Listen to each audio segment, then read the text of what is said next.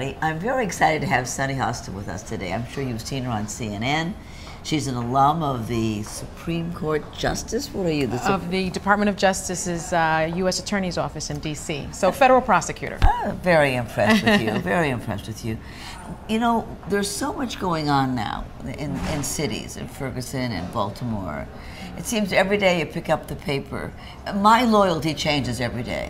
One day it's like, how could they do that to that child? And the next day is, why would they do that to a policeman? I can't even figure out where I stand anymore.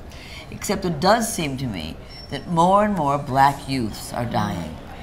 And I don't know, has something all of a sudden erupted? I think you feel the way a lot of people are feeling. Is this an epidemic? Is this something that has always been happening, or is this something new? I think it's something that likely has always been happening.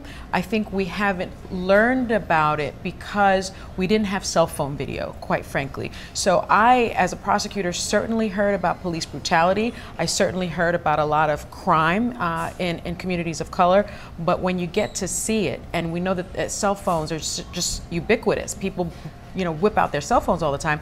I think that we are now seeing the reality of what is really going on in our country, and quite frankly has been going on for quite some time. But it doesn't seem that the cell phone changes the indictments. Why is that? That is true. That is true. I think that there is this crisis of confidence in our communities of color between people of color and the people that are policing them. And so there's this disconnect there, and there is now a disconnect between what happens when you have these altercations. Will someone be indicted? Will a police officer be indicted?